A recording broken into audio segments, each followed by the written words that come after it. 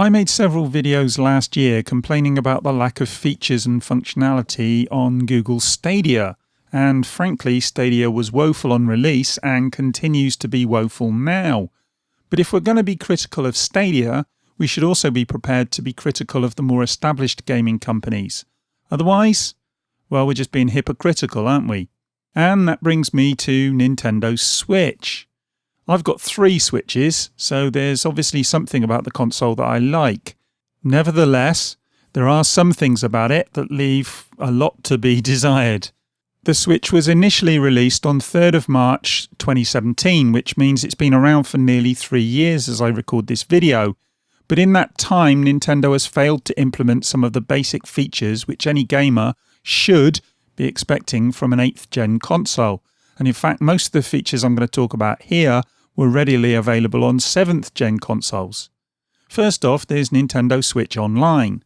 Nintendo Switch Online is a poorly implemented service that far from justifies the price, even with the addition of some free games from Nintendo's back catalogue to sweeten the pot. I've said it before, and no doubt I'll say it again, but a handful of NES and SNES games don't make up for a woeful service that is neither fit for purpose or value for money. By now we should have at least seen N64 games, as well as some basic features that have been a staple of consoles for years. And the family plan? Well, that makes Nintendo Switch Online even worse value for money, if that's possible.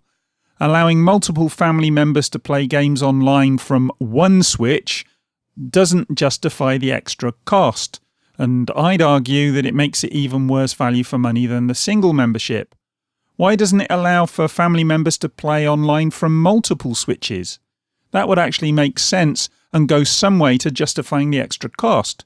Nintendo have said that they want to have multiple Switches in every home, so why they seem to be hamstringing that ambition with ill-thought-out policies is, well, it's beyond me. Frankly, it's total nonsense, and it's far from customer-friendly either. Then there's voice chat. Native voice chat is only available on a game-by-game basis even now, and that frankly beggars belief. And there's no headphone jack on the Switch Pro controller either, so there's no using existing wired headsets. You're going to need to go out and buy something like the SteelSeries Arctis 1 wireless, and even then it'll only work for a small number of games such as Fortnite, Smite, Paladins, DC Universe Online, Friday the 13th, Dauntless, Killer Queen, whatever that is, and Warframe. And when I say such as, what I actually mean is, that's it. Only 8 games that I could find that offer native voice chat functionality. And that native voice chat functionality has nothing to do with Nintendo. It's implemented by the developers on a game-by-game basis, because Nintendo would rather we use a phone app for some stupid bloody reason. The phone app that Nintendo released for voice chat was a joke when it arrived, and it's still a joke now. Hardly surprising then that nobody in their right mind ever bothers to use it. There are no invites or squad options built into Switch like there are on the Xbox and the PlayStation either, so again, players have to rely on the game's developers to implement such options. That's crazy. And in my view is unforgivable as well on a modern console. Honestly, it just feels like Nintendo are being lazy. I mean, come on. They haven't even bothered to implement a gamer score or trophy system. Even phone games give you a gamer score to help you track your progress and compare your achievements with your friends. So why the hell can't Nintendo manage it? As I say, stuff like this is laughable. And while we're talking about being lazy, why on earth is the ability to record game clips limited to an extremely small number of games like Legend of Zelda Breath of the Wild, Mario Kart 8 Deluxe, ARMS and Splatoon 2? Yeah, that's it, 4 of them. I don't know if there's any more now, but the last I checked there was 4. Yeah. It's a piecemeal approach and it makes it utterly useless for the average gamer. If you're going to be wanting to record stuff, you're going to need to go out and buy yourself a capture device, because Nintendo's solution for doing this is inadequate. And that's the problem here. A lot of these things that Nintendo have implemented, a lot of these services, a lot of these so-called features are simply inadequate. It just feels like Nintendo are putting impediments in the way of gamers because they can't be bothered to sit down and work out how to offer these options across the board on their platform. So yeah, Stadia's a joke. But if we're going to criticize Stadia for the lack of functionality on their service, we also need to be looking at the other providers out there and comparing what they have to offer. When we do that, Sony and Microsoft come out looking pretty good. Nintendo, on the other hand, looks lazy and backwards.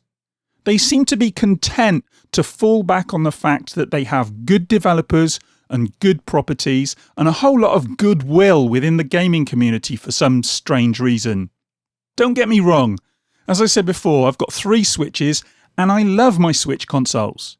I'm pleased I own them, but I'm not about to let Nintendo off the hook when they could and should be doing so much more with the Switch. We won't let Google off the hook. And we wouldn't let Microsoft or Sony get away with being so lackadaisical either. So why should we give Nintendo a free pass? It beggars belief. So many people seem to be just happy to bumble along and allow Nintendo to get away with this. Because all these things could be sorted easily if Nintendo just put their mind to it. The Switch has been out for years now. And these issues should have been addressed and dealt with in a satisfactory and timely manner. It's just not good enough, Nintendo. Your games are great, but your services? Well, frankly, they're crap. But, what do you guys think? Are you happy with the way Nintendo have implemented these services? Do you think their voice chat app is brilliant and you love using it? I mean, there might be someone out there who feels like that. Would you like to see, gamer scores and things like this? Personally, I think these are sort of basics. They're just the bare minimum of what we should be expecting from a modern console. And the fact that they haven't been implemented, or they haven't been implemented satisfactorily, well, it just leaves me feeling frustrated. I've said to people before, the games that I hate aren't the terrible games, because the really bad games you can forget about. The games I hate are the ones that should be great, but they've got something about them that make them unplayable or make them broken in some way. Now, don't get me wrong, I don't hate the Switch. As I said to you before, I love my Switch, or my Switches. But I do think that we should hold Nintendo to account for this, and I do think we should be expecting them to be better. I want the Nintendo Switch to offer what it should be offering. It's not enough for me that I can just kind of play games online and I can just kind of do this and kind of do that. I sort of can do voice chat. These options should be available across the board. They should be stable, they should be functional, and they should be available for all games. It's the bare minimum. But as I say, you guys may disagree.